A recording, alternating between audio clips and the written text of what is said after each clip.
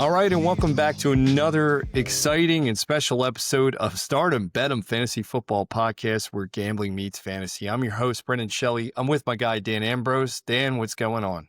Not much. I'm very happy that your boy Justin Fields doesn't show up again tonight and keeps the score low enough for me to get my under. I will have you know, Justin Fields did show up for us. I told people not to bet it, so I'm sorry if you actually didn't bet it, but I did, and I bet over a half touchdown by Justin Fields. It was that easy. It's John Mechie. Thank you for being there. Adonai Mitchell, I thought he would have a better game. He had one catch for 10 yards. Luckily, we didn't bet anything on him.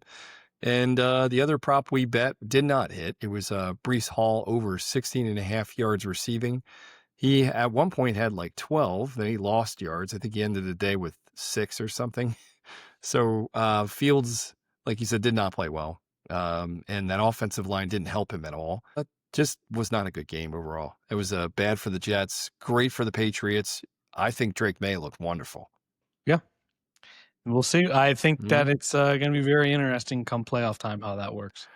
I think it's going to be, I mean, the kid's got it, Dan. He's got it. I'm not saying really he doesn't got it, but I don't think that the Patriots have played the caliber of opponents. It's not their fault, obviously. It's scheduling, right? I don't think they're going to get far in the playoffs. Maybe they get a win, but if they get a bye, I don't think they win that first game. Okay. All right. That's some big calls here.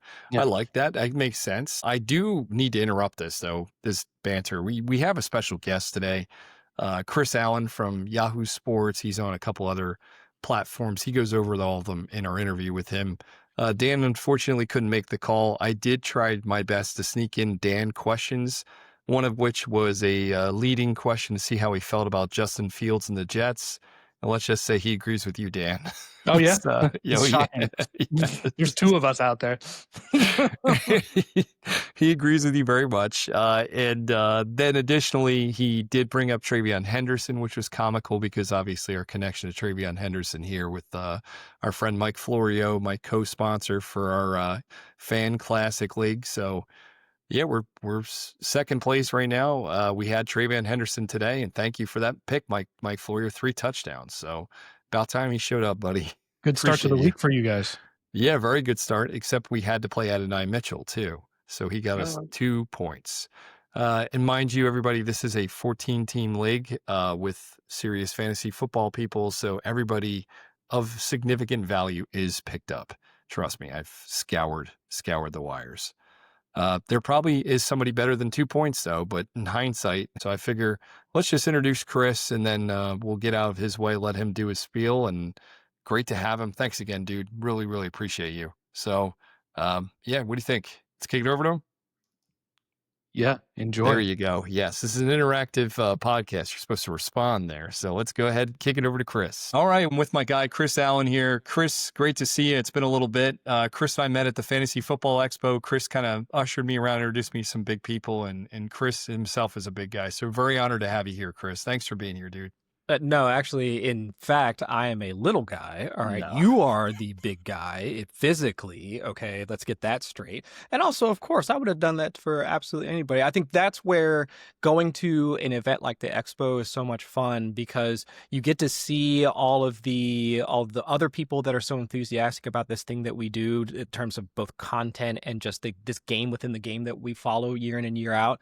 But then also, and the way that I've seen that the Expo evolve over the years, it's that you get to see some of your heroes there, right? From the Marcus Grants of the world to the Matt Harmons to, insert big name here, JJ Zacharyson. Just there's so many people where we follow these people so often, and the only thing that we recognize about them is their Twitter avatar, but Right. to actually see them in person, and they're just acting like a normal human being out there, having a few drinks, laughing, watching some preseason football. It's so much fun in order to do it. So no, man, I really appreciate the fact that I got to meet you back in August. Of course, we got to sling a few drinks and some cards together for a little bit. Looking forward to doing that in 2026 if you can make it back out. I'm there. But yeah, no, but most importantly, I'm glad that we get a chance to take a break or a quick break before we get into week 11 and actually talk about what's been going on this season. Yeah, it's been a crazy season. I'm excited to hear all your insights. If you guys don't follow Chris, you should, first and foremost. Chris, where can they follow you? Let's do that first. Yeah, you can follow me on Twitter or I'm calling it Twitter. I don't say X. I say Twitter too. Twitter. Thank you. I still do it. I'm not doing it. I'll be a boomer and just say that I still call it Twitter. At Chris Allen FFWX. But then also you can find my content over at fantasylife.com and then also Yahoo Fantasy. Yeah, exactly. He writes big articles. He's the analytics guy too. He has a great slot on Matt Harmon's show on Yahoo's. It's always cool to hear you on, man. I love hearing those excerpts of your stats. I was with Justin Boone. I'm going to name drop there. That was one of my guys I was very excited to meet. And Chris is like, you kidding me? You haven't met Justin? Come on over and introduce me, just like that. And when I got to see Justin light up because he was so freaking happy Chris was there, they hadn't connected yet at that time. And Justin went on this 45-minute rant about how cool it was that you called basically the wind trajectory and how it swayed footballs inside a certain stadium and it's kicking. And he said, this has been one of the coolest stats, the coolest things I ever talked about. He goes, it was such a hit and got a lot of people buzzing because it was correct. So right on for you. What was that stat? I forget what it was, but it was one of those stadiums and the wind, the way it came in, and he went on and on about it. He was, oh my gosh. He was in love with it. It was from years ago too, he said. It might have been, so if it was any two stadiums that would probably stick out that might have an impact on it, it would probably be Highmark Stadium, so that'd be the Bills Stadium, or it could be, I don't know if I'm thinking about it right, the other one that I'm thinking of off the top of my head, it might be the Commander Stadium, FedEx Field.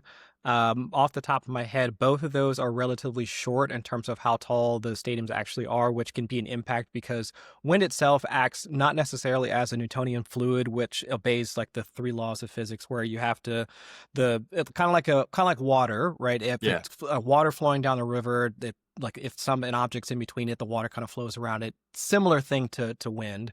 But if you have stadiums that are relatively short, like both of those, then if you have a high pass or a punt or something along those lines where the ball actually gets up where the wind can actually catch a hold of it, that's where you can see stuff getting pushed to the side or something along those lines.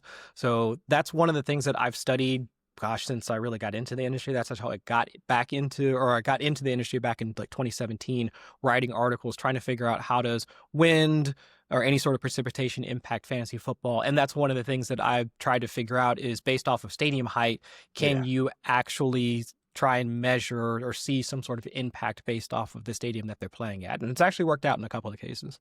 That's what I'm talking about. So everything you just went on, by the way, Chris is an engineer too, all the while he's doing his 4 or 5 full-time fantasy gigs. So he is a busy, busy man. And this is why, because that brain, buddy, that was fire. I love hearing that stuff. That was awesome. It sounds scientific and it's provocative and it gets the people going. But then it's also one of those things where we dig into so many different statistics regarding fantasy football or just football in general that if you try and now play look at their EPA per drop back, look at their points per drive, pass rate over expectation, completion percentage over expectation, you layer in all these advanced metrics, then you're like, oh yeah, by the way, the wind's blowing this on. It's like people will take that, so it's so far down the totem pole compared to the things that actually matter. I just layer that on there as kind of, that is my differentiator. That is the thing that makes me kind of stick out in this industry, because when you talk about different analysts and their claim to fame, of course, the great Matt Harmon, he has his wide receivers and reception perception. JJ Zacharyson has been looking at quarterbacks and their impact on the game for however long. It's like everybody has their niche thing. Of course, Rich Rebar, he knows every single stat off the top of his head. So for me, the only way that I could really find a way to stick out and actually say I have some sort of contribution outside of these other people has been this weather thing that I've been kind of keeping going for the last like 6 or 7 years. It is awesome. I love listening to it. I love seeing the guys that are the analytics folks, like you just mentioned, geek out when you start getting into it. So it's awesome. And I'm probably going to edit this out, but just want to tell you that comment with Rich Rebar when he came with the purple hat, the shirt, you're like, why are you dressed as Wario? Dude, I couldn't see. Bro, I couldn't see. I was laughing so hard. I love that, man. It was so accurate, though. He had like the hat. He has like the goatee, like this, like the beard look. He looked just like Waluigi. It was. Yeah, right? Waluigi. Why are you dressed like Waluigi, man? I love hanging out with Reeves, and we always give each other so much shit when we're together. Because I mean, Rich is always such a great dude. Yeah. I mean, not just for the information that he provides and the context he provides, but it's the fact that he can turn a phrase and pretty much make any stat or metric seem so digestible. And it's almost most of the times I've listened to him, and I've been listening to him for years, it's whenever he gets done talking, it's like, well, why didn't I think of that? Why is that so obvious? Like, after you've now said this, whatever, I've gone on this rant for 3, 4, 5 minutes, and I get it. I understand everything that you're saying, but he gets so in depth with everything that he does. Yeah. It's always a pleasure to get a chance to hang out with him. And since his kids are about the same age as mine, so over the past 2 to 3 years, we've been able to get both families together. And right on, man. Yeah, and he just lives up in Cleveland, which is a few hours away, and it's perfect. Yeah, we've gone on bourbon trips together, taking our kids to Cedar Point, which is like an amusement park, like up on the north side of Ohio. So yeah, every summer or pretty much every off season, if there's a chance for us to get together, we're going to do it. Dude, I love it. That's awesome. Camaraderie in the league, in the community is it's real. And folks, if you get an opportunity, please do the Fantasy Football Expo. Shout out to our guys that run that, Bob and Bob Long and Nate Cheat. Yeah. So let's get into some of these metrics that make you so famous. Throw me some fun stuff here, man. I got some questions. Some of them people are gonna roll their eyes, but they're like fleeting questions that people want to know about. So Raiders. Obviously, a not a great organization right now from a fantasy standpoint. They got a couple guys that are standing out, but Jacoby Myers traded, kind of a rebuild going on there. I thought guys like Trey Tucker would step up. Myself, this show specifically is more gambling focused, so we did put some prop bets on Trey Tucker last week. They didn't hit. Had I bet Tyler Lockett, I would have won everything apparently. What's going on there? Who's going to be their standout wide receiver? I'm not talking Brock Bowers. Everybody knows him. Everybody knows Ashton Jeanty coming out of the backfield. So who are we looking for? Is it Tyler Lockett now, or who's going to be our guy that's going to take the reins there? Tyler Lockett absolutely makes sense, but this is more of hindsight analysis than anything else. And honestly, even going into it, while I could have understood things playing out the way that they did, it just is one of those things that where you think about it after the fact, it's like, okay, well, this makes sense. Because think about it like this. We've seen now over the course of 9-10 games or so for the Raiders, they've had one of the worst offensive lines through the first, 6 or 7 weeks of the season. Ashton Jeanty had one of the highest rates of being contacted at or behind the line of scrimmage. I want to say it was 90% or so, like for the first 4 weeks, dropped down to just around like 70-ish% or so once we got into weeks 5 or 6. And then now it's getting closer to the average, right? We're getting back to the mean of what you would expect for a running back of Genty's level and the type of volume that he's getting. But if we've already know that the Raiders blocking or run blocking is an issue, their pass blocking isn't any better. I mean, back half of the league in terms of run block win rate, the ESPN metric that they use in order to measure how each of the offensive line are doing from a pass blocking standpoint. And that bears out into how often Geno Smith has been under pressure these last 2 games, plus 40% of his dropbacks, like he's been under duress. So if you now take a relatively older quarterback, he's not Aaron Rodgers' age or anything like that, but you take a veteran quarterback like Geno Smith, you put him behind an offensive line that's putting him under duress, I mean, at one of the higher rates in the league, you do now have to think about, well, who is he going to be passing to? What types of receivers are going to benefit from that?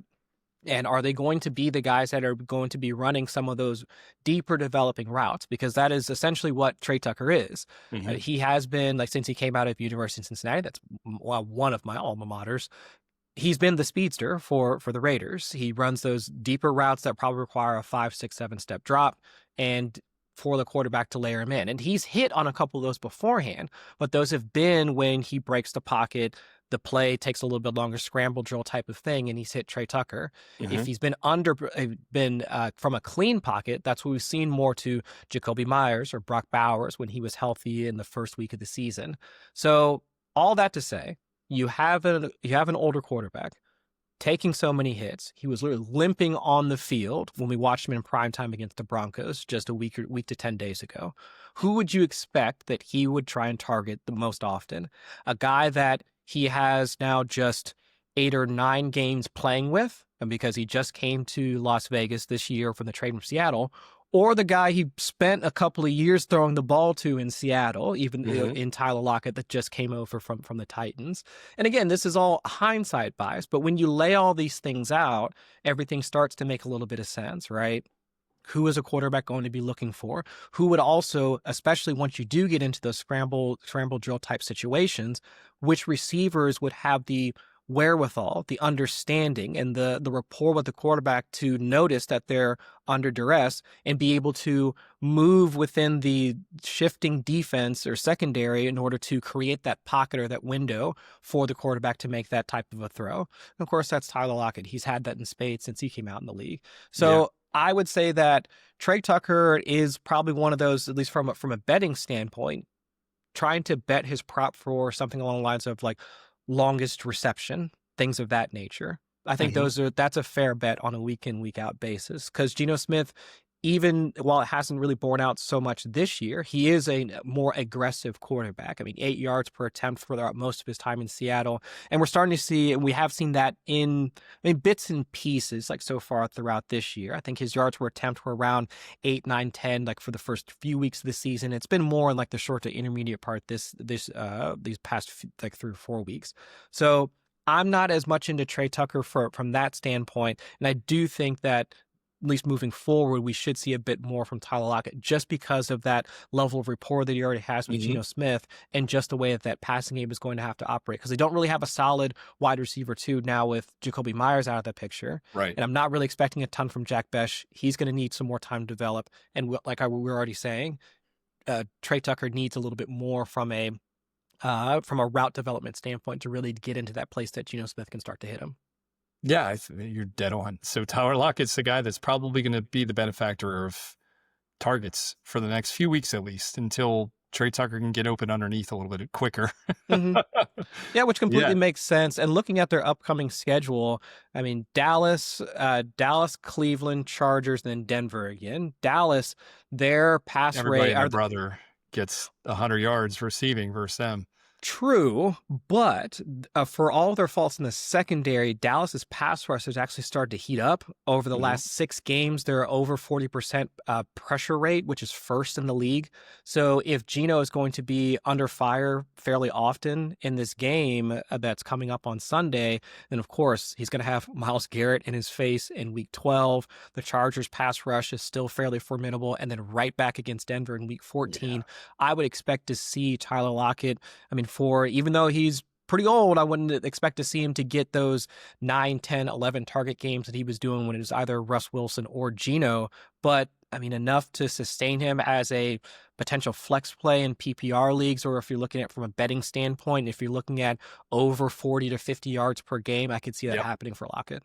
Yeah, that's what I'm thinking. Looking for those over 3.5 receptions. That's pretty much a lock. That's if you get 4.5, then you're gambling. You know what I mean? But 3.5, that's playing with house money almost. Yeah, for sure. I could definitely see that happening. Wide receiver one's kind of dipping back a bit. In one of your articles I read recently, Michael Pittman and Alec Pierce has really stepped up into a high target share. And I was curious where your perspective is of this.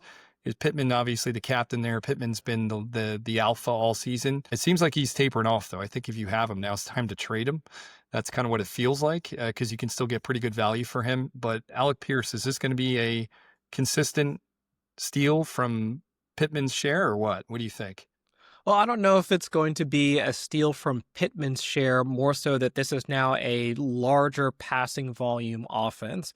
Because when we talk about targets and just passing games in general, it's how big is that pie going to be in total? Because I'll always try and talk about my Bengals if I ever can on a show, and thinking about how often, whether it's Joe Burrow and Joe Flacco now throwing to Jamar Chase and T. Higgins, the quality of targets doesn't particularly matter because there's just so many out of that Bengals passing game. Passer over expectation, top 5 pretty much every season that Joe Burrow's been healthy, and it's sustained that way, like with Joe Flacco under center. So now if you go from what the Colts had last year in Anthony Richardson, back end of the league and passer over expectation, we were struggling. We were praying for a ton of volume for either of the pass catchers, whether it was Pittman, Downs, and let alone, we didn't even care about Alec Pierce. Yeah.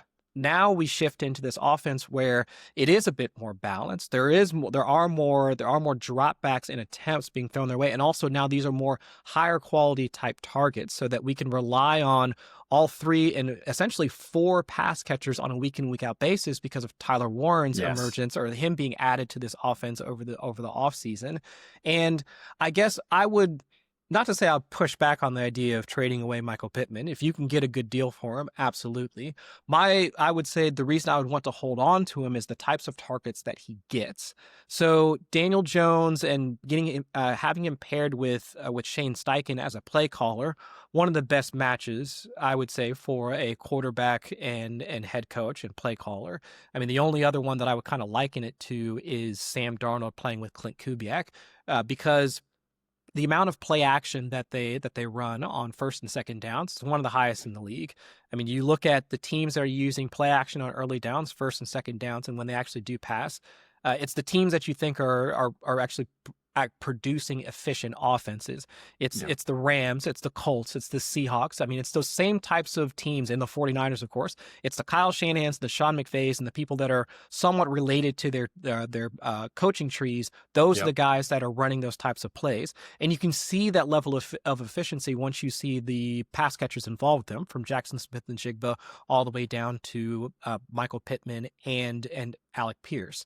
And so Michael Pittman, he is the team's wide receiver 1 when they get into those play action type concepts. He has the highest amount of his targets off of those concepts, and those are really the more or less a cheat code for quarterbacks in terms of keeping the defense on their back foot and putting wide receivers in one of the more advantageous situations to create after the catch.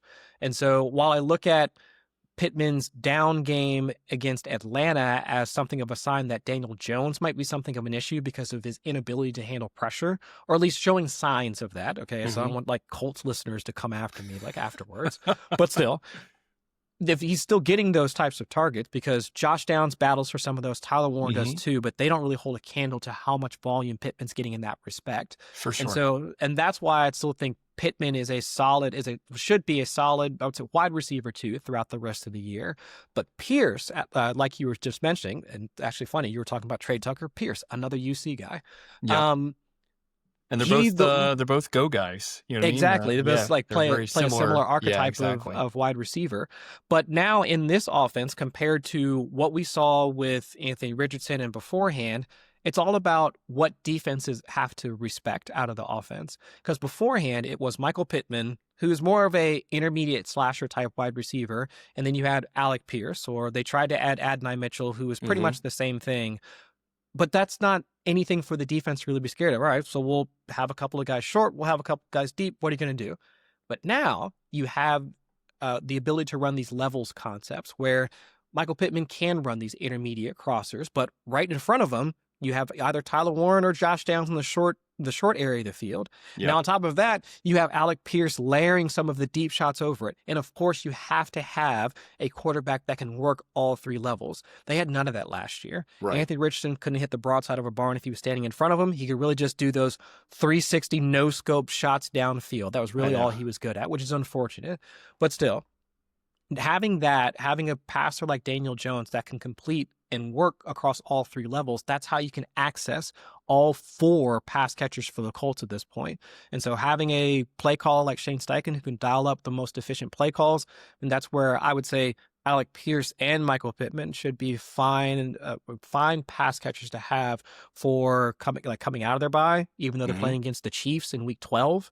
But still, throughout that and the remainder of the fantasy season, I think either one of those 2 guys would be guys I want to have on my roster. Right on. Yeah, I will keep him then. Michael Pittman. Yeah, you kind of sold me.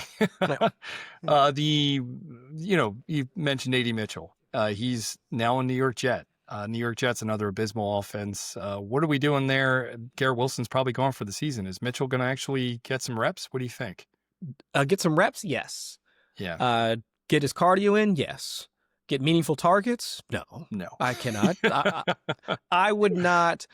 I cannot put my name against trying to play or recommend trying to start anybody attached to that Jets passing game.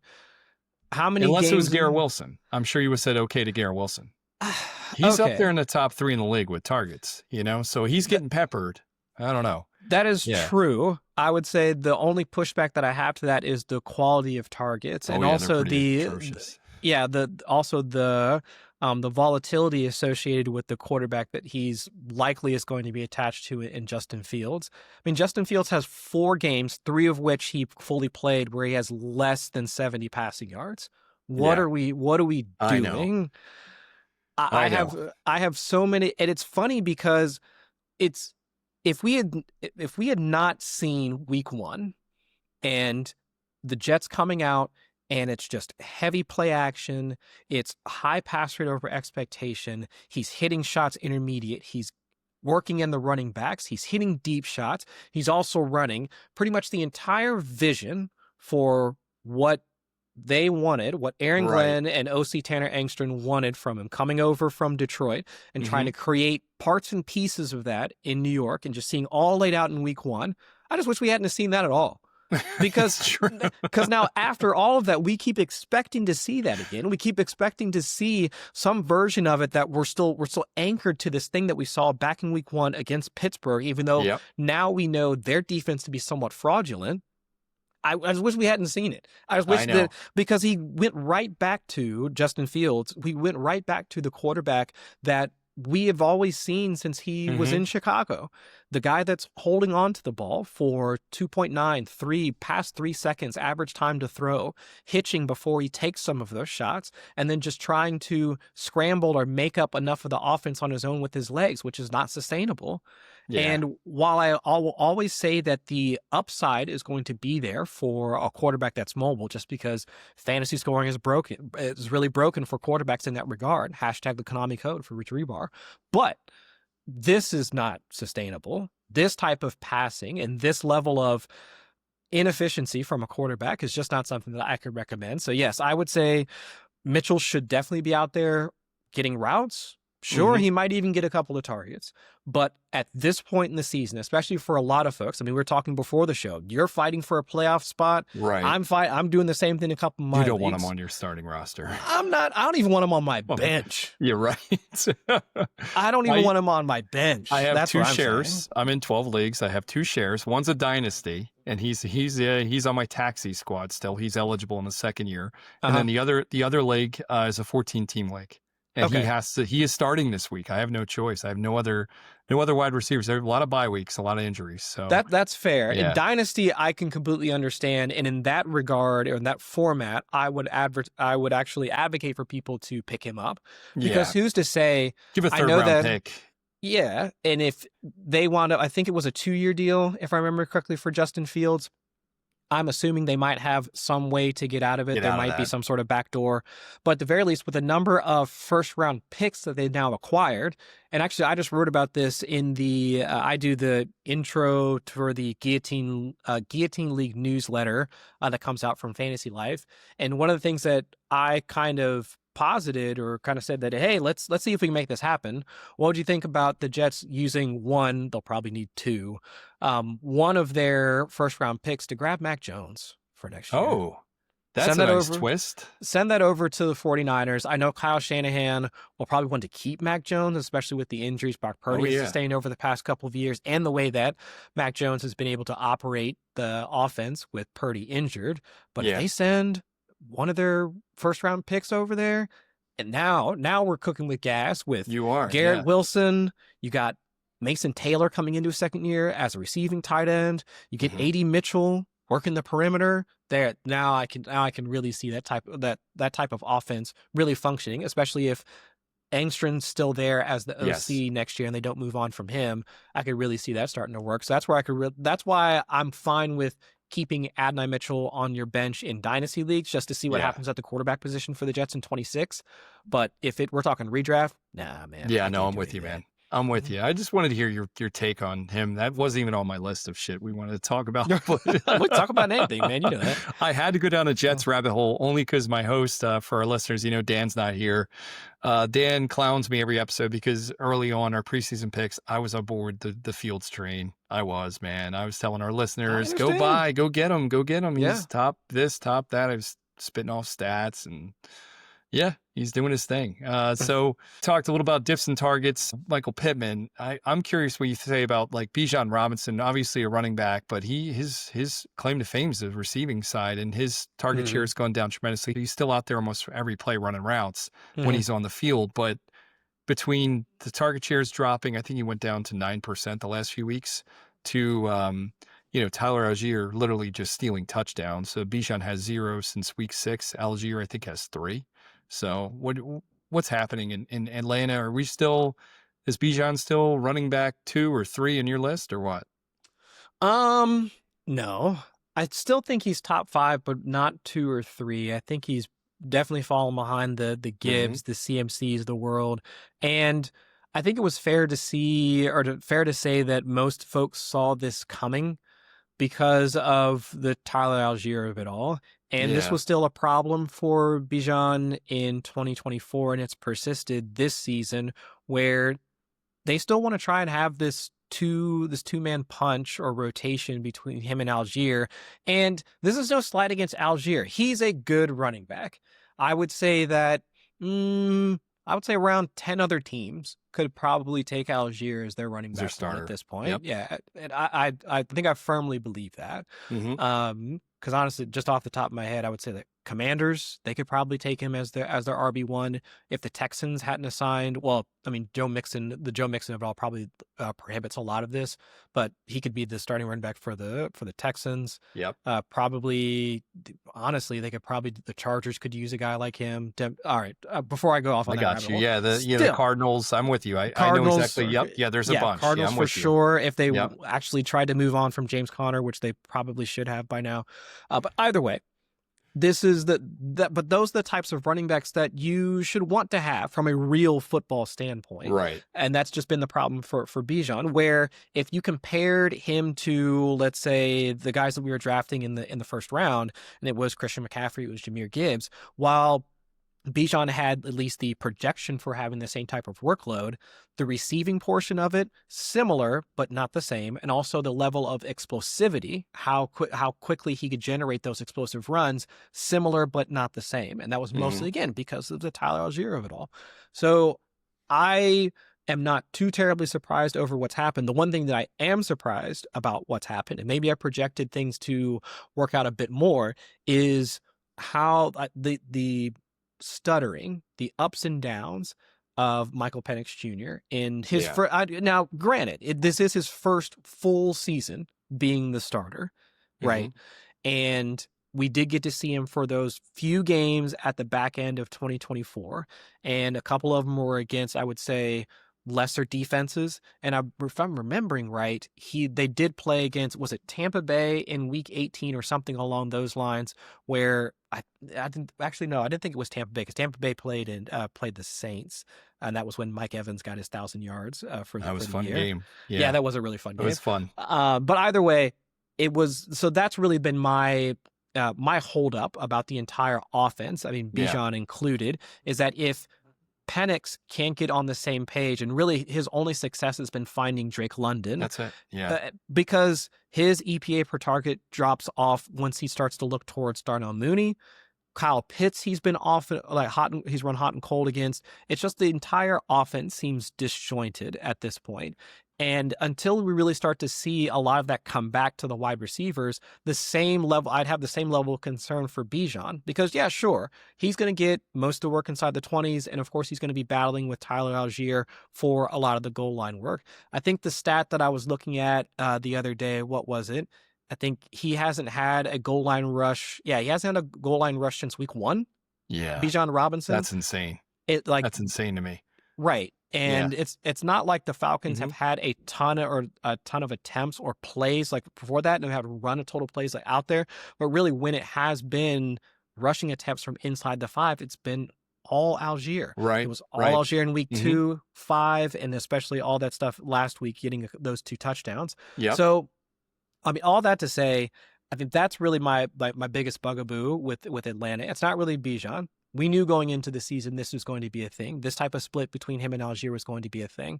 But my concern is just going to be this passing offense as a whole. And if Penix can't step up, or if you continue to not being able to deal with pressure, and also it's something about the way that he resets his feet after having to move off of his initial drop. We saw a lot of that just this past week when they were playing against the Colts. That's where he's going to need a little bit more time to develop as a passer and to get more in sync with the rest of the offense.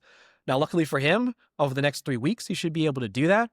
Panthers, Saints, Jets over the next few weeks, plenty of opportunity for him to really get back into the rhythm of the offense. So that's where I do think Bijan should have some better games ahead of him. It's just going to take a little bit of time. Okay. No, I like that. Makes sense. And Penix, obviously, he closed the season last season, I think he was 56% accuracy or something along those lines. There's something atrocious. My co-host loves to bring that up every opportunity. So, but I'm huge on Drake London. I told people to buy a little bit of Penix with that, and kind of coming out pretty horrible. What about like some unsung heroes? Like what kind of players are getting, like, I guess, elite usage behind the scenes and some metrics that people don't really see that can really pay off because they're on the field or they're getting routes run and all that stuff. They're not getting catches or rushes, but they're on the field. They're going to step up eventually. You have any players that you've penned for that? I wouldn't say there's not getting any production, but I would say a guy that we've all kind of typecast as being the perimeter receiver and things are looking like they're going to change for him is Quentin Johnston. And I just wrote him up in the wide receiver cornerbacks matchup column that I do for Fantasy Life, in that we look at him as the perimeter deep threat for the Chargers. And that part is true. In the earlier parts of the year, when offensive line was healthy, Justin Herbert was hucking it down the field. I mean, averaging over 9 air yards per attempt in those first 3 weeks, especially in their first game against Kansas City, where they were lighting the Chiefs secondary up. It was Quentin Johnston getting a lot of those looks downfield, and it was great.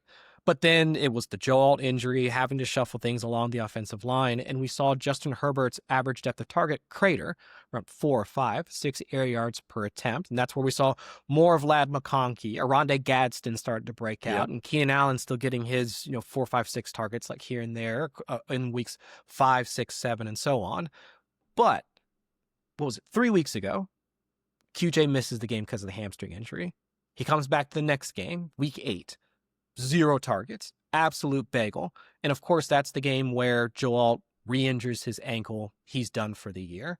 So most folks will be looking at a guy like Quentin Johnston, deep threat, boundary receiver, contested catch type of guy, no value in this offense. Justin Herbert is going to just be peppering Ladd McConkey throughout the rest of the season. It's going to be Ladd McConkey. It's going to be Aronde Gadsden, assuming he's healthy. He had that knee problem, remember, just this past week. Practiced in full today, if memory serves. And maybe some of Keenan Allen, even though Keenan Allen's route share has been dipping week in and week out over the past 3 weeks. No value for a guy like Quentin Johnston. But actually, we just watched last week over 20% of the targets last week. His average depth of target was less than 5 air yards. He's now shifting his route depth, or Greg Roman is shifting his route depth to accommodate what's going on with this offense, knowing that Justin Herbert is going to have to throw shorter. Quentin Johnston is also running shorter routes. So Ladd McConkey is obviously going to be one of the beneficiaries of this switch up. And the way that McConkey wins anyway, he's on these shortish man-beater type routes, and he's excellent at them. We just watched him roast the Steelers secondary on Monday night to do just that. But for Quentin Johnston specifically, even though he still has this perimeter type role, with the types of routes that we just watched him run this past Monday, I would say he has more value in this offense than I would have projected, just looking at the offensive line, looking at how Justin Herbert has to adjust to new life with a less than stellar protection unit. That's, again, I still think Quentin Johnston still has a decent amount of value for the back end of the season. I never would have thought of him. So I appreciate that breakdown. I did my best to forget about him for like a year and a half. And now here he is, like, just out there balling. I mean, this season was, I think he was probably, in my mind, he was the most, he came out of nowhere for me. He really did. I understood, obviously they drafted him to be that guy, but after seeing his first season and the way he shied away from contact, the way he was not making that big effort to go get a ball, a lot of like Brian Thomas Jr. this year. He looked like that last year. And I'm like, this guy is not going to make it. And he's balling out this year. The guy just is hungry. Something snapped over the offseason where or maybe him and Herbert got a rapport going. Either way, he came out of nowhere. That's been my surprise player in my mind. I did not have him listed on any of my rankings, like at all. Yeah, and I was kind of in the same boat. Yeah, and this is a thing that I've heard Ben Solak, who talked to him a few times when we've been together out at the Combine, and I've heard him say it a few times in some of his content that development isn't linear, and we always kind of think about it as the more reps that you get, the more times you're out there running routes, the more that you're catching passes from insert cornerback here, you're going to get better. Mm-hmm. But I would almost spin that same analogy into what we do here, in that if, let's say, you could do 1,000 shows, but after every show, do you think you're improving? Do you still look back after a show and say, oh, shoot, I shouldn't have said that, or I stuttered when I should have said this, or I knew this stat in the back of my head, but I still said the wrong thing? There's always something about your game, the thing that you're doing, that you can always look back and say, well, I always mess that up.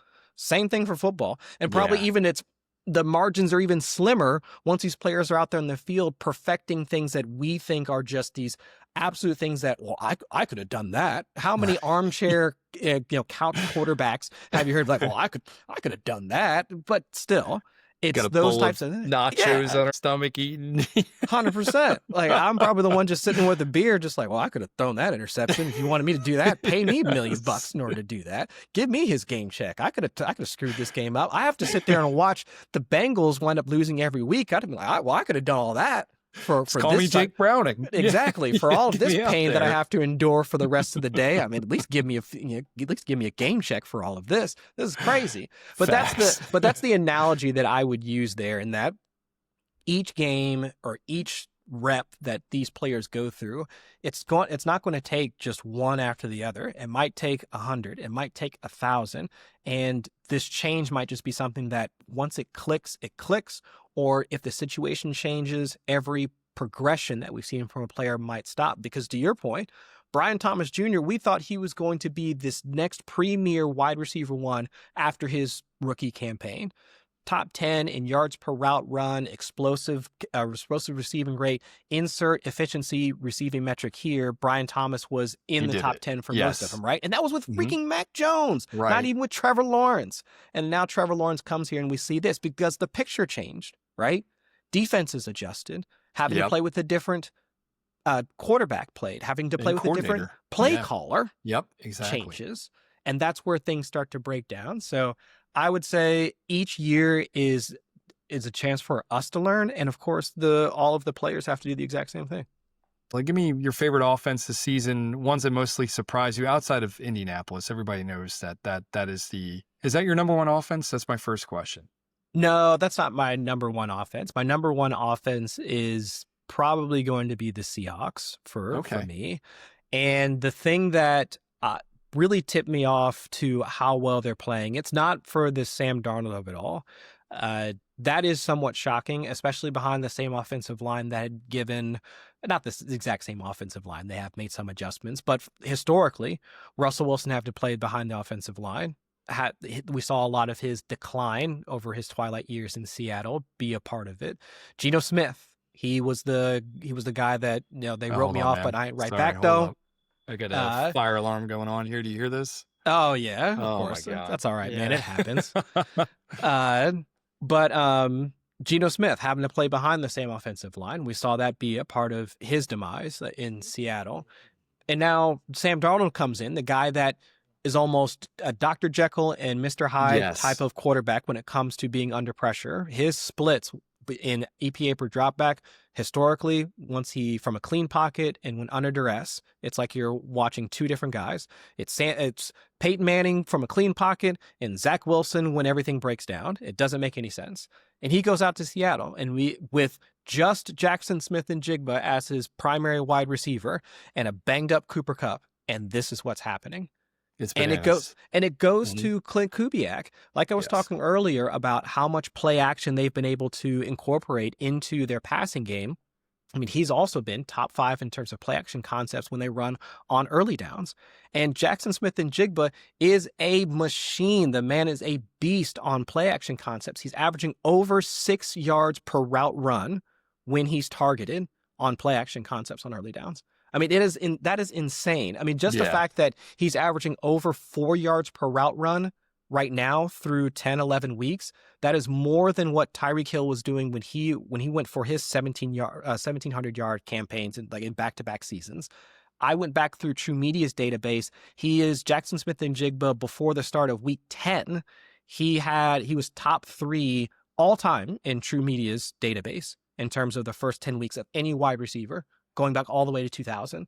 I think it was just, I forget which 2 wide receivers were ahead of him. It might have been Steve Smith and, oh my gosh, I forget the other wide receiver. It'll come to me later.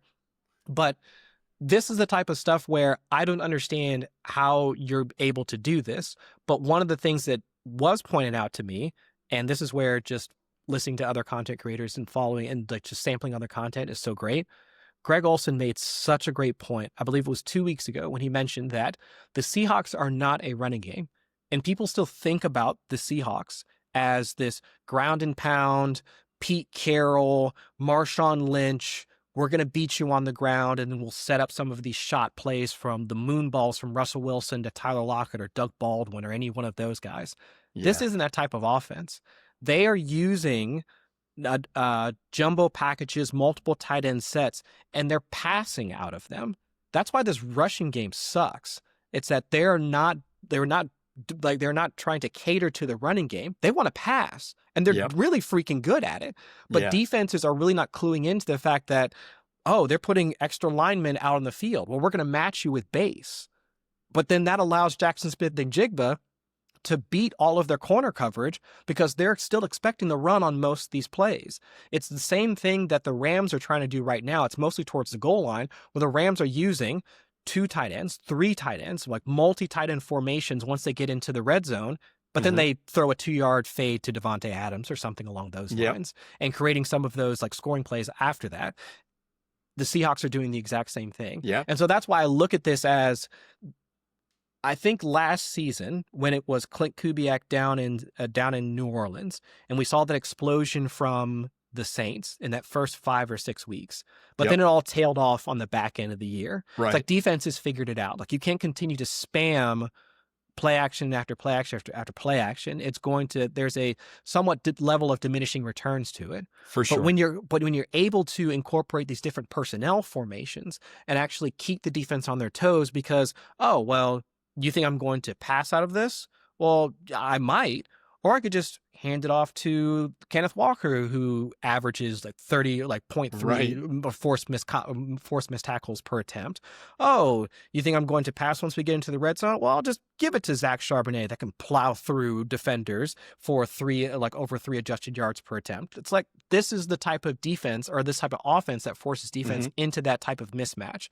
So for this year, I would say right now through 10 weeks, Seattle is probably my favorite offense because they are able to do so much and score this much off of personnel that I would say a lot of us, while we were high on them, I mean, everybody was drafting JSN, 2nd, 3rd round, somewhere in there. Kenneth Walker was a very fine, like 5th, 6th round pick. Zach Charbonnet was everybody's favorite contingent running back in the 10th, 11th, 12th round, somewhere in there. Everybody bought into this offense, all the primary pieces except for Sam Darnold.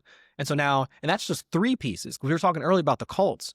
They had multiple players that everyone was targeting, from Tyler Warren, Michael Pittman, Josh Downs, all the way on down. So to see the Seahawks do the same thing but with fewer players, that's what's got my head turned. And now they add Rashid Shaheed, who played with Clint Kubiak. I love that trade, by the way. Phenomenal trade. And the way this defense is going, I mean, this is, to me, of course, again, you have the Sam Darnold of it all, and the fact that most folks will look at the way the Vikings offense collapsed last year. Yeah, we'll see what happens. Yeah, he's something of a ticking time bomb. But I would say that as of right now, through 10 weeks, this is probably, they are a legitimate Super Bowl contender in my mind.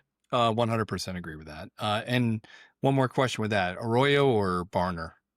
Probably Barner, and that's just because Barner's the one that gets involved when they do the tush push. My good friend John Daigle, he posts something every week about The fact that everybody wants Kenneth Walker to get into the end zone, but first it's Zach Charbonnet you have to worry about. And then now, of course, it's JSN getting into the end zone before Kenneth Walker. And then I think last week he posted it was A.J. Barner getting tush pushed into the end zone. It's like he just, every week that we think Kenneth Walker's going to get a touchdown, it's somebody else. Torrey Horton getting 2 touchdowns. Yeah, Torrey Horton's another it's like one. everybody else is getting something before Kenneth Walker. Walker gets up, they're like, no, go back. Yes. It's like, no, dude, we got this. We got this. Okay, we got this. Cooper Kupp's going to get handoffs inside the 5 and get into the end zone before Kenneth Walker. It's bananas. And you bring up a good point with the jumbo package, too. They mentioned that a lot in the Philadelphia game, too. The Eagles have been running a lot of jumbo packages as well. Mm-hmm. Of course, that's the week I bet Jahan Dotson. He's been my steady Eddie with prop bets. He's hanging around 1.5 catches a game or even a half catch a game. And that bet's been consistent. I think we're 4-1 on it. Well, of course, last week was, it's a lock when he's out there. But last week, bet that bet, jumbo package central. I mean, I saw more of Grant Calcaterra's ass than I wanted to. Lined up behind the line of scrimmage, and then they got. I'm like, what are you doing? Like, come on, let's bring him out. And so I lost that bet, Jahan Dotson, but primarily because of the jumbo package. But it is a trending thing in the NFL to keep those defenses off. They don't know which way they're going to go. They're going to run the ball. They're going to pass the ball.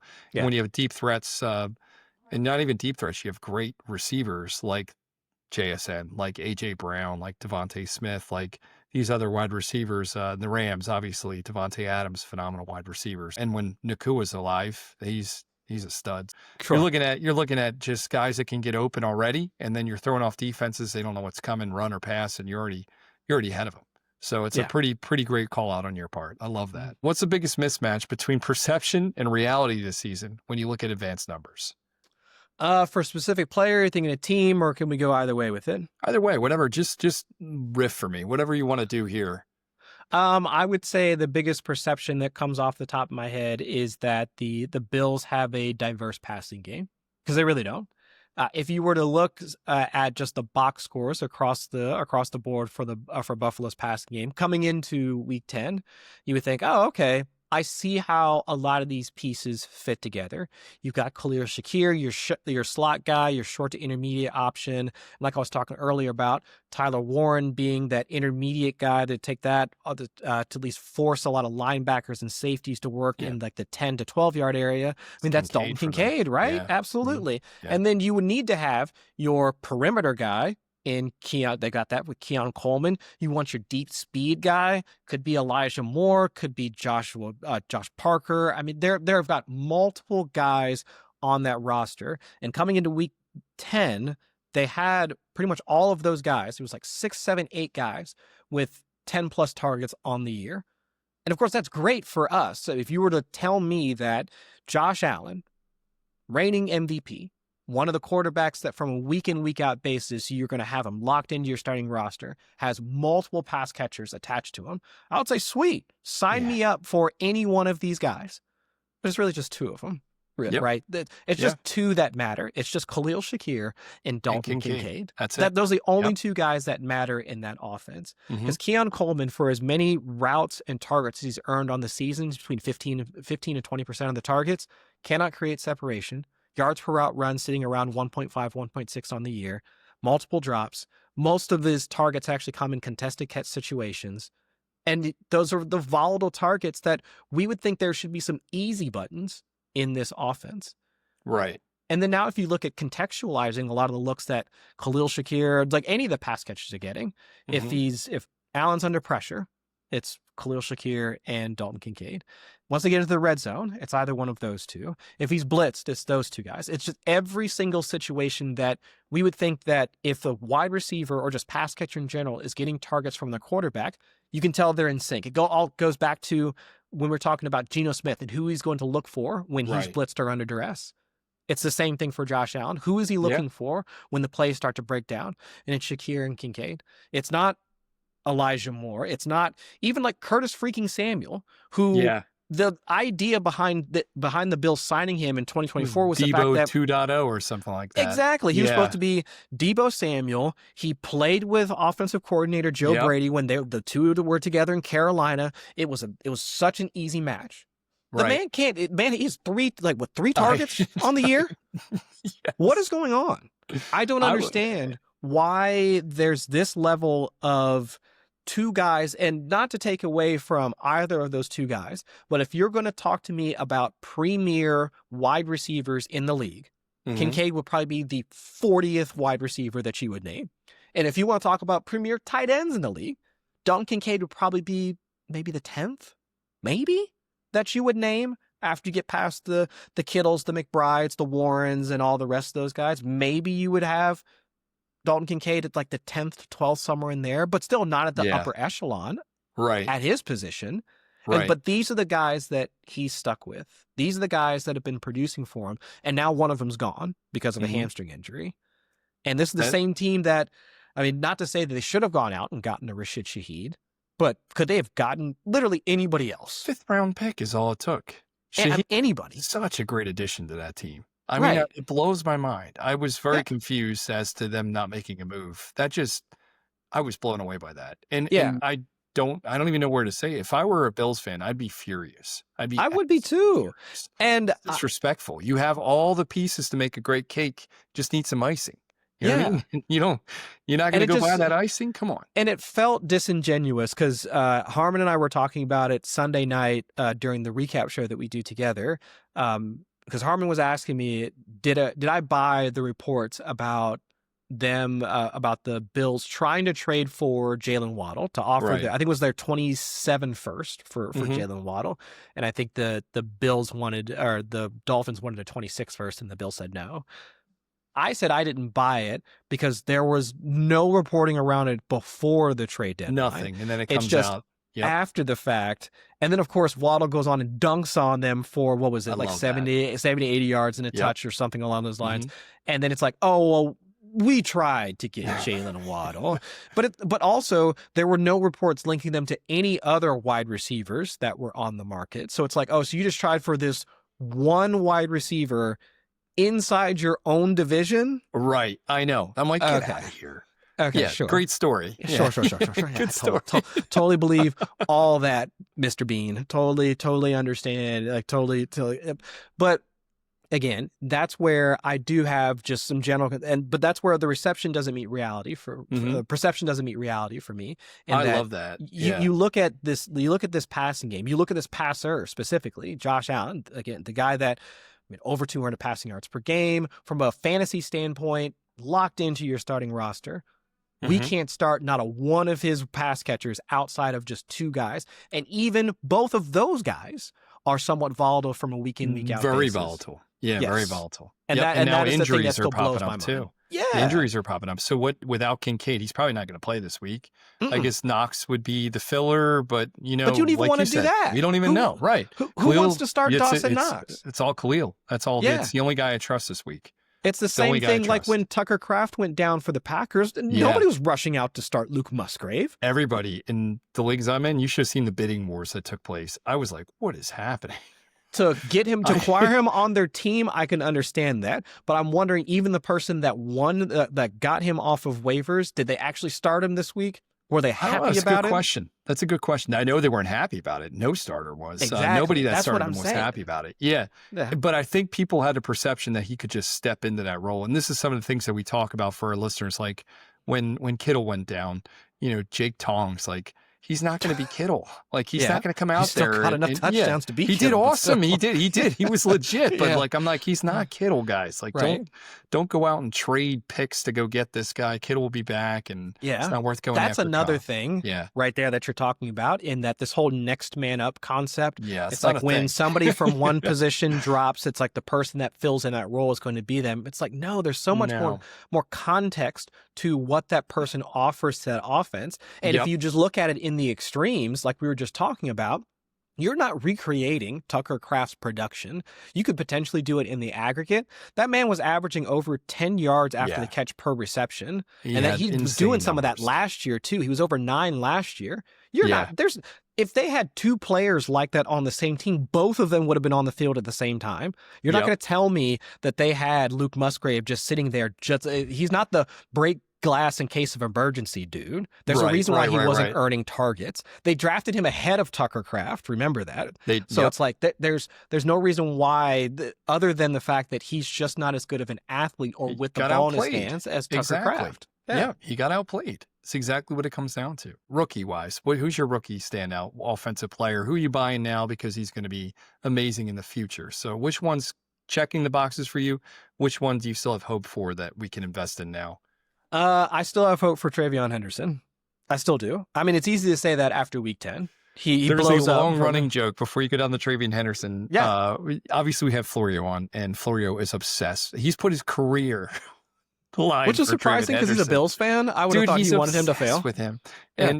And I had the pleasure of drafting for Mike Florio at the Expo. We talked about this, and he made me promise him no matter at all costs, I would take Trevion Henderson. So I took him in the 4th round. I reached up to get him in the 4th round because I wasn't going to lose that.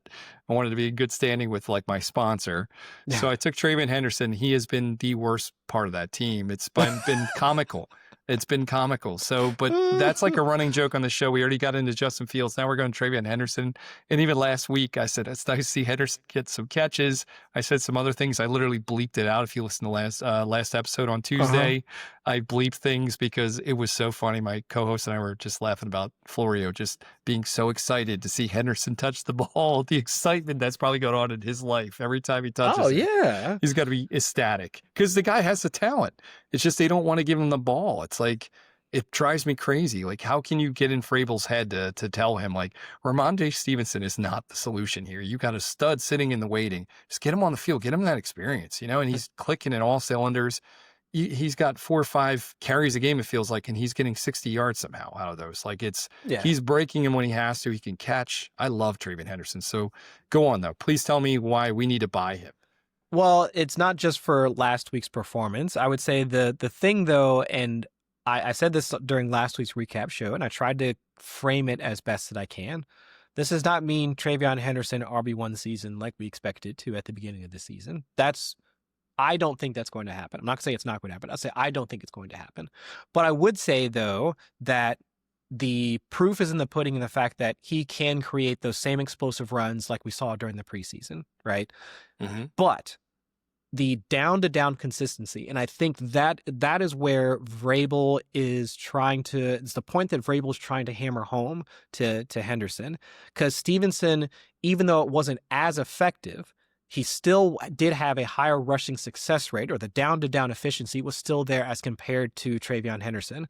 Because if you are looking at this as this is Drake May's team, this is more of a passing game-oriented type team. So you're using your runs in order to make sure that you're taking all the pressure off of the passing game. So if your rushing game is not effective on the few carries that you do give your running backs, that is going to be something of an issue. So all that to say, go back to last week. He rips off those 2 explosive runs. All good. Trevion Henderson's rushing success rate was 28.6% in that game. That is not sustainable. That is not good. Listen to these stats. Yeah. So that is where I would say folks will look at the box score. What was it? 147 total rushing yards. Total. He's got the scores. Mm-hmm. That's where people look at the box score and say, see, I told you, Vrabel should have been giving this kid the ball the entire time. But if you watch the game I didn't watch the entire game, but you look at how he was doing outside of those runs, there's still some development that needs to happen. There's still something about his vision that he needs to learn. Now, a game like this should boost his confidence. He should be able to go back to the film room, hopefully in his meetings Monday, Tuesday. They should be able to look at it and be like, hey, Trevion, you did awesome on these runs, obviously. Literally him running down the left sideline, looking at the coaches saying, should I score? Should I score? Yeah.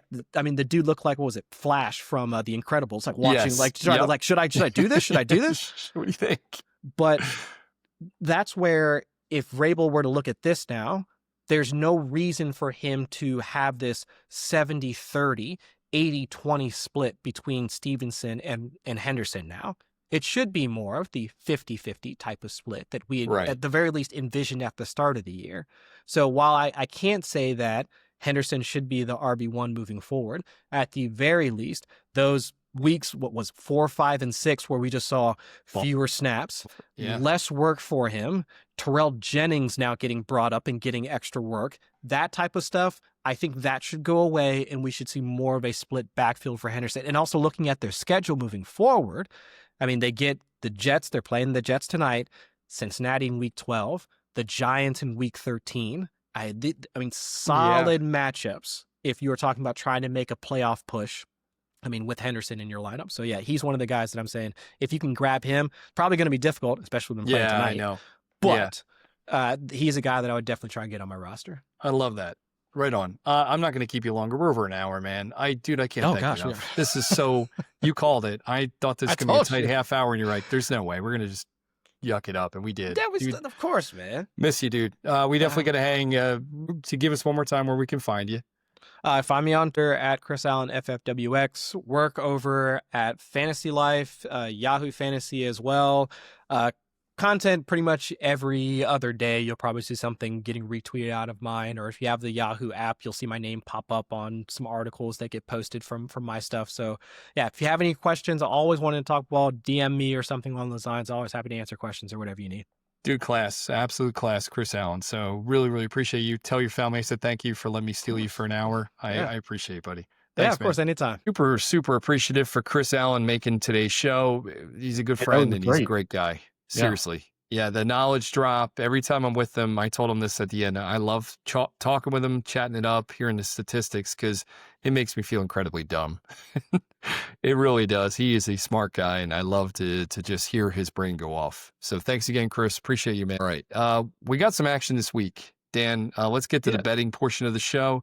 Dan, what do you got going on this weekend? So I don't have a lot. I only have, I had the under tonight, which I had said at the beginning, and then I have the Bengals this week. So Bengals are playing the Steelers. They're traveling there. I am not as high on Joe Flacco as the rest of the world seems to be, but I also like the Bengals in this spot with the points anyways. 5.5. Kind of reminds me of that Falcons-Patriots line a couple weeks ago where the Falcons were 5.5 going to New England. Yep. I think that the Steelers probably do win, but I don't think that they win by 6 or more. So I'm taking the Bengals here at plus 5.5. I have this game should be probably around 2 for the Steelers. Yeah, we got some action on the game as well. Darnell Washington, he is going to be over 15.5 yards. If you guys have been watching the games, you know how heavily he's been involved lately. He's coming off a very, very subpar week for him. He had 1 catch for 15 yards, but the week before that, he was targeted 6 times.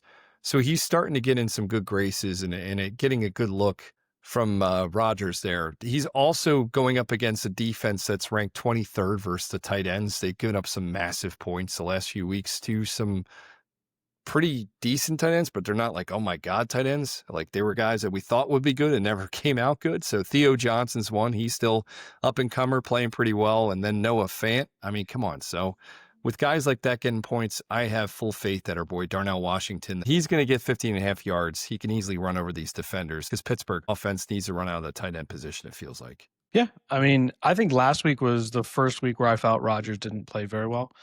So we'll see if that continues on. I've said it numerous times, like, I don't think that he's been the Steelers' problem until last week. I got another one, too. One in there too, but I what you're saying is 100% right. He wasn't targeting the tight ends last week. I mean, we just talked about the numbers. Pat Freiermuth disappeared again, but we'll see. I think it's going to get back on track. Kenneth Gainwell, that's my other one. Gainwell's made us some money already this year. There's a combined bat rush and receiving over 30.5, and we all know how atrocious that Bengals defense is. So I just have faith. Their pass rush is semi there, but I can see Gainwell getting to the outside pretty quick in a zone scheme and really take it off. And he catches a lot of balls out of the backfield. So 3rd down back, check. Gets at least 5-6 carries a game, check. 30.5 yards, very feasible. I'm gonna switch it up on you here. You probably don't see this coming. Let's talk about this Commanders Dolphins game. Okay. No, that's a good move. I believe the game's in Spain. Right, first game in Spain. What do you think here? I'm a little intrigued by this. The Dolphins, I guess, are playing well. And I don't know if that continues. I don't know if they want it to continue. Like, does McDaniel keep his job if he actually finishes the season okay? Yeah, I don't want him to keep his job almost at this point. I want to see him go on. I think they need a shakeup there because otherwise they're going to have the same results. I don't think what they have is a winning combination. Whether it is McDaniels, whether it is Tua, I don't know, but this is going to be an interesting game. They got Marcus Mariota playing. We know everybody saw his arm, and it was horrible, but Mariota's in. Mariota's actually been a QB1 in almost every one of his starts this season, with the exception of one where I think he was the 14th quarterback of the week. So I'm excited to see what he can do versus a pretty subpar Miami defense. I want to see what happens there. I think Commanders end up winning this, Dan. Do you? I really do. Yeah, I can see that.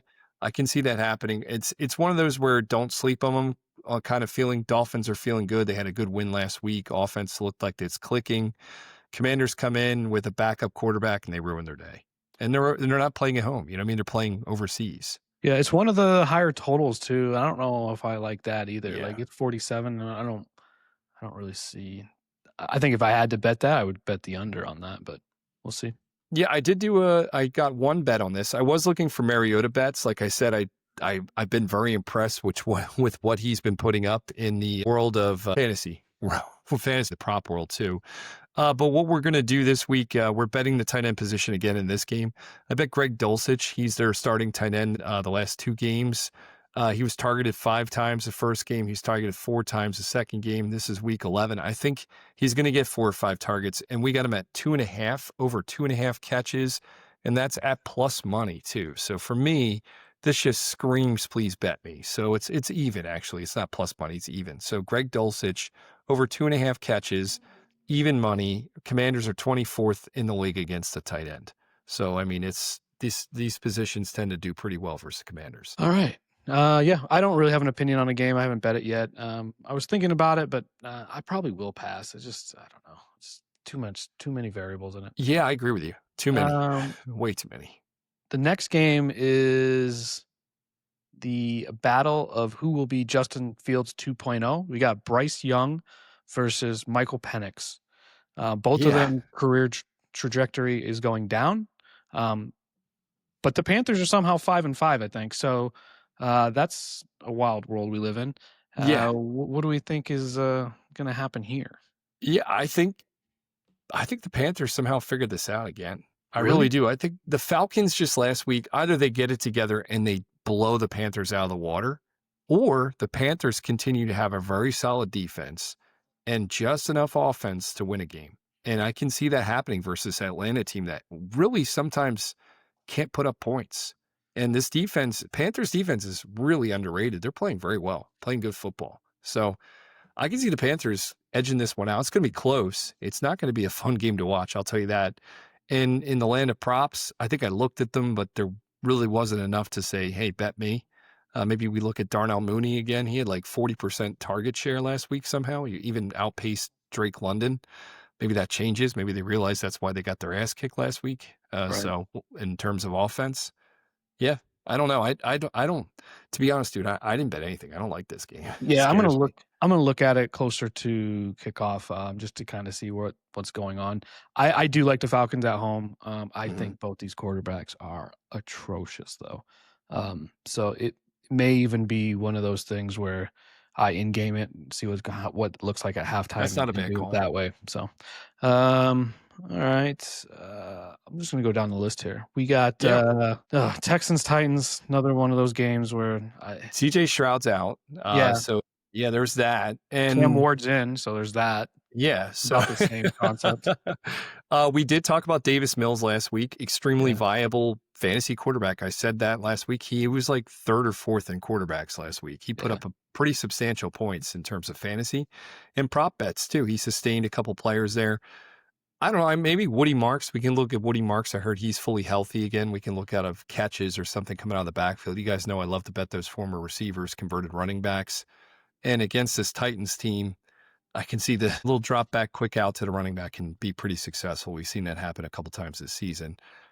I don't know. And once again, I don't think I have anything on this game. Let me double check. Do you think the Texans the Texans defense just stop the Titans from scoring all day? Because the reason I asked that, I'm looking at this over under. I don't hate the over in this. And I know that's what they're trying to get you to bet. It's 37 points. Like I could see the Texans scoring. They put up 35 last week, right? They did. They sure did with Davis Mills. Davis Mills is the answer in this game. I don't know. I'm still. I'll go on the this record. is an ugly Stroud game, is man. not the answer there either. So I agree with that. 1,000,000%. We've talked about that in detail. Right. I don't think he is, and I do think Cam Ward has some talent. So I think Cam Ward could be that guy for the Titans years from now. Well, next game will be Packers-Giants. Packers are on the road at New York, -7. Seems like a lot of points, but there is no quarterback, Jackson Dart, and your boy's Jameis Crab Legs Winston is going to be playing. So you have no idea how excited I am for this. I am a Crab Legs advocate. The man puts up so many points. He's absurd, but the dude puts up some points, man. So I really would bet Wan'Dale Robinson. His points are going up in my mind. Theo Johnson, his points are going up in my mind. All these guys that I think.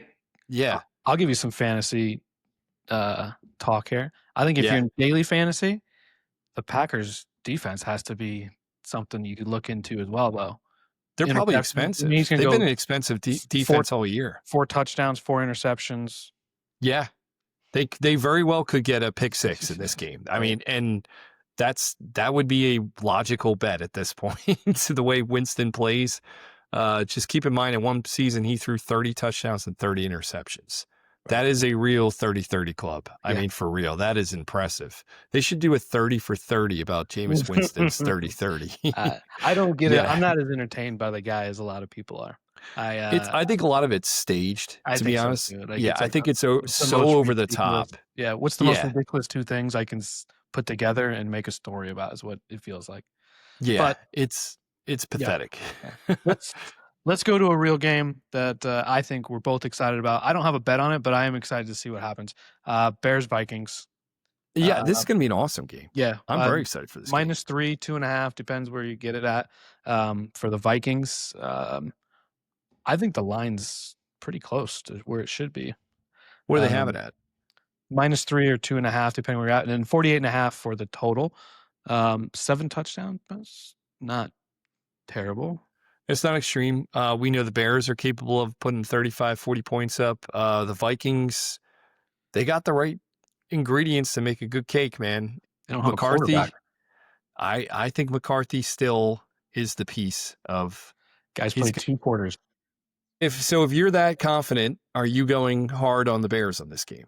I'm not, because as much as I want him to be good and succeed, I've yet to see Caleb Williams play great for 4 quarters.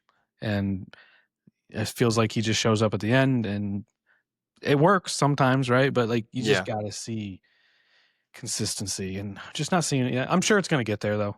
I don't know what to do. They're going on the right path, I think. For sure.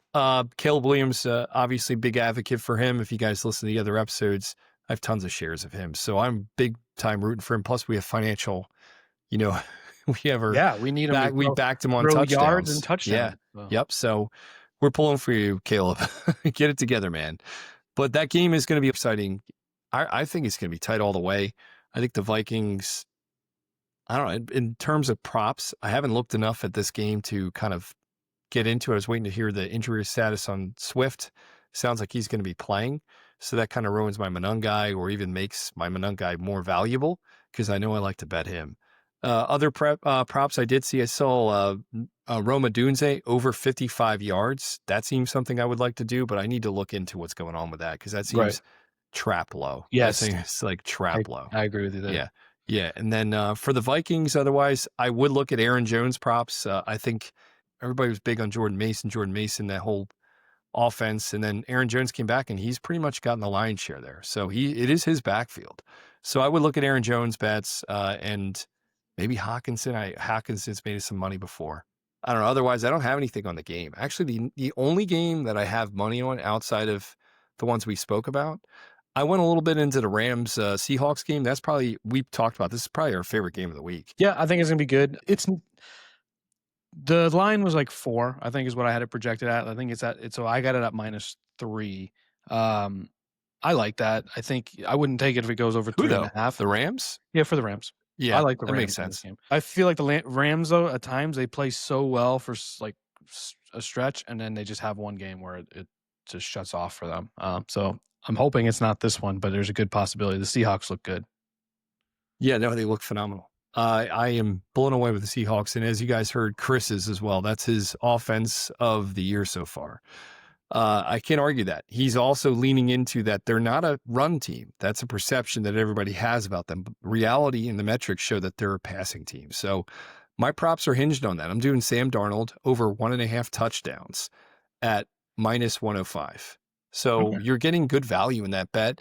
I think it's going to be a high scoring affair. I do really too. feel that way. And so do the so I books. think 48.5. So yeah, exactly. So 1.5 touchdowns to me from Darnold, who's being efficient, smart with the ball, and he's got a new weapon. He's going to be just fine. 1.5 touchdowns. Speaking of that new weapon, I took the bait. Dan Ambrose, they dangled that shit in front of me, and I took it. Rashid Shaheed, you guys know he made us some money this season. I'm a big Shaheed fan. Everybody thinks he's just a deep threat man. I've seen him go over the middle and get some nasty, nasty balls. So I'm a big Shaheed fan. I'm betting him this weekend. So over 2.5 catches at plus 150. I mean, dude, come on. That's fun. You can bet that and cheer for the guy. I'm not going to go big on that, but that's one where I'm cheering for a guy and at the same time, hopefully making money. That's what I got for that game. So you brought up traps. I got one for you. Chiefs Broncos. Chiefs are -4 at Denver. You're the Bo Nix believer. So. I'm betting Broncos there. Okay. +4. I mean, actually, man, I don't know. I mean, the Chiefs look good right now. They really do. So best team to not be in the playoffs, right? Are they not still not in, right? They're still not in. They're getting better every week. So in Andy Reid's, his teams tend to do that. So who'd they play last week again? It wasn't their bye, right? Last week was their bye. They lost the week before, right? They lost to the Bills, and then they were off week 10 and coming back now. Yes. Yeah. Okay. So last week was their bye. And I can tell you this, now that I just realized last week was their bye, look up Andy Reid's statistics coming back from a bye week. The man's been coaching for 50 years. He's probably 48-2. I mean, the man, that's all he does. His family doesn't know who he is during the bye week. They don't even know it's his bye week because he probably just goes to the garage and turns out the lights except for one little lamp that he just stares and watches videos and makes plays because that's all he does for a week because he comes the most prepared coach, I'm telling you, in NFL history. It's insane, his wins after bye week. Did you look him up? Yeah, so no, I'm not going to look that up. They talk about this. They talk about this every year.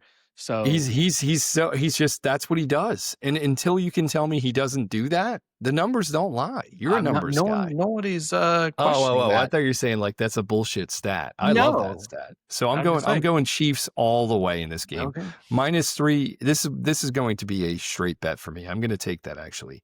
So I'm betting -3 Chiefs in this game.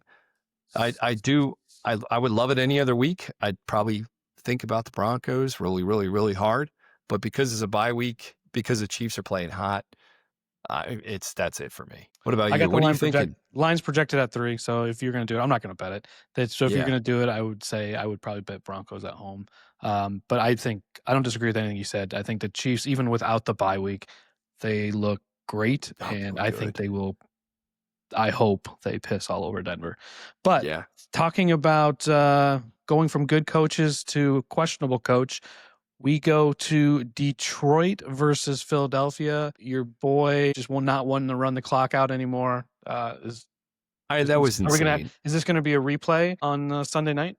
No, but it will be close. And I'll tell you what, if the Eagles' offense continues to not really impress, the Lions might beat the shit out of us. Yeah. So I was going to say that. So I have it projected. Actually, Lions should be favored -1 here. And it opened at 3. The line's gone down a little bit. It's 2.5 right now. I could see that happening where the Eagles just look lost. That's what I think happens. I think the only chance we have is the defense continues to play as well as it did last week. Our defense looked phenomenal. The trade to bring in the defensive end from Miami. Who cares? He had 7 hurries against the quarterback. Our team average for like the season is like 3 a game. Yeah. So you had 7 coming from one individual player. It was a dramatic change. And you could tell Jordan Love was just frazzled that whole game. So if they get any kind of rush like that against Jared Goff, he's a much better quarterback than Love. But I can see them making some serious headway at the defense and getting us in good field positions where we can get some points. But that offense, if we play like we've played recently, I really feel like the Lions could very well win this, Yeah. not pummel us. The bad news for you guys, McManus isn't playing this game, so good luck. Yes. Let's go to where The Cardinals. Super Let's Bowl see Purdy's back. We can yeah, talk about Purdy is that back, too. right? Yeah, so we can go to that. So 49ers, Cardinals, Purdy's back, -3. Where'd the line go? How'd that start, and where'd it go when It's they at announced Purdy? -1.5. It was at -1.5, up to 3 now. So, actually, let me see. Yeah, it was 2.5 actually on Monday. Now it's up to 3. So 0.5 point for Purdy coming back. Yay. I assume Kyler's still out or not playing. Yeah, he is. That's why I do have another bet. I'm glad we actually are talking about this. Okay. Without Kyler Murray, the wide receivers there are very relevant. Marvin Harrison Jr., I think he's been ruled out this game. So I have Michael Wilson over 3.5 catches at -143. I'm comfortable buying that. I'm very, very confident in this bet. Or you want to be adventurous, you can go 4.5 catches at +155. So for that extra catch, you're getting paid. So it's up to you what you want to do. I recommend the smart one, -143. I'll buy that for 3.5 catches. I'm not even going to look up whether you were right or not about Marvin Harrison being in or out. I just bet the 49ers because you said he was out. So I'm taking -3. So you owe me money if that was right. There you go, folks. Dan's trying to get me to agree to something. I am not. You guys are my witnesses. I am not agreeing to this, Dan. Yeah, you just told me Marvin Harrison's out. He's out. That's Shelly. True. Okay, that's as true. long as he's out, it's fine. If he plays, you're in trouble. Oh man. You want to talk about any other games? We got into the Raiders offense. I got my Monday night game. Oh, so we got Cowboys at Raiders. This should be fun. The over-under is at 50.5. So everybody thinks there's going to be scoring. I think, and this is a big thing, that the Dallas defense shuts down the Raiders. No problem. I mean, that's not insanely 50.5 points though. So I don't think I'm not saying the Cowboys couldn't score 40, but I don't know. That offense can. Versus the Raiders defense, they very well could put up 35. The Raiders offensive line has been garbage, but the Cowboys defense might be worse, man. They've allowed the most productivity coming out of a running back than any other team. So Ashton Genty will probably be prop central this game. So I know you're not a Genty fan. I'll have to look at what they are. If it makes sense, I'll do it. In my mind, if it's under... what do you think you have? I got it up right here. What do you probably think, 71.5 they have it at rushing. For rushing yards? Yeah, where do they put it at? How many rushing attempts do you think? 16.5. Okay, so close. 17.5. And then you should slam the over because on the rushing yards, because it's 61.5. Yeah, I love that. I'm going to take that. I like that bet a lot. I know you're not a Genty fan, but I'm a fan of any running back playing versus that Dallas defense. I really am. Running backs have been running off the chain. I think that's deserved. That's fair. Yeah, so I like that bet. That's fun. 61.5. So we're going to go that. I'm glad I just got a new bet. So can you text me that? Smith, right? 204 is his average per game. They got him at 243.5. He's been getting his ass kicked, and they love quarterbacks versus that Cowboys defense. So they've been getting more and more yards given to them. I don't know about this. I'll tell you what. I wouldn't be surprised if he can throw 300 yards. We've seen him do it when he was with the Seahawks, and they had a banged up offensive line some weeks. He can do it if you get him time. So who's if my they're new able to, receiver here? Huh? Who's my new receiver here? Who played last week? Oh no, this is great for you guys too. It's Tyler Lockett. That's right. So we talked to Chris about it. Remember, we talked to Chris about it. So Chris got into that. Chris sees him doing the same shit the next few weeks. So I'm glad we brought up the Raiders conversation. Basically, you guys already listened to it, but Tyler Lockett, I would probably bet if he's over 3.5 catches, I'm taking that. We talked about that. So he's probably at 4.5 it or better 5.5. be higher than that, right? It will be. It'll probably be. It's not. It's because it's juiced heavy. It's actually at 2.5 at -140. Oh, dude. That's maybe it goes to 3 and you get it at Or we can do an alternate line and do 3.5. Yeah, that's what I'm betting that. So we got two different bets out of this just from this conversation. Sounds like I'm betting two Raiders. Ashton Genty over 61.5 yards and Tyler Lockett over 2.5 catches at -140, or we can look for an alternate line at 3.5 catches at plus something, hopefully. Plus 110 probably. Yeah, see? That's why we do this show, so we can pick out more bets. Like exactly. You gave me the 49ers because Marvin Harrison Jr. is not playing, guaranteed. And yes. Oh, man. Yeah. I mean, there's a lot of other fun games. The Ravens, Browns. I have the Ravens winning that one on paper. I'm sure you do too. Am I right on that? Ravens, Browns. Yeah, it's about right. Should be -7 for the Ravens is what I have it projected. I think it's at -8 right now. Yeah, right on. I think that's territory where I wouldn't touch it. I don't feel confident in that. Division rivals, they know each other very well. Cleveland won last week too. Dylan Gabriel got it together. Are you on the Dylan Gabriel train now too? No, okay. You know I'm not. He's a winner. He made us money. I'm on the I train of a man that makes me money. You know what I mean? I'm not sure if this is true or not. I haven't really looked at it, but I'm guessing the Jets are mathematically eliminated from the playoffs after the loss tonight. So Brendan's hopes of them winning the division and making the playoffs over the Bills, mind you, will not be happening. I redacted that. I changed that. Remember, after the first week, I had realized my error. Even they had the first week, and I went back on that. So this is all recorded, folks. You can hear the progression of my thoughts, and maybe you want to hear them, maybe you don't. It might scare you, but I had too much confidence in Justin Fields and that defense. I don't know what season you're watching there, but the Jets did not win week 1. Fields played excellent week 1. That's correct. And they should have won week 1.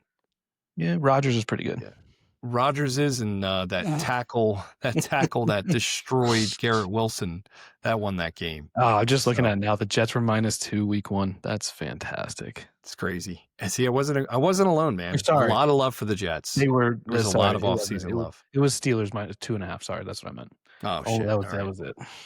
All right. Well, Jets won then. Jets won on paper then. Yeah, they definitely did. 3 points, right? They lost by 3. They lost by 2, so 2.5 was the line. So yeah, it's a win. It's a lock. Yep, they're winners. All right. That closes it, folks. Thanks for listening. Really, really, really big shout out to our guy Chris Allen. Thank you again. We appreciate you, bud. And make sure to check him out on all those platforms. He rattled them off. He's working for everybody under the sun. Good to be busy. Shout out, man. Yeah, it is good to be busy, and it's just great content. So everything he puts out is gold, and just try to absorb the best you can because there's so much knowledge. But otherwise, thanks for listening. Keep following Dan and I if you want to. I'm BShells13. Dan's D Ambrose 04. And you got anything else, Dan? No. Good luck to everybody, and hopefully we win some money this week. Yo, my raps vaulted, here my memory banks that never be released. Box cut inside the apple, you're in for a treat. Paper cuts in a vicious way, run it back.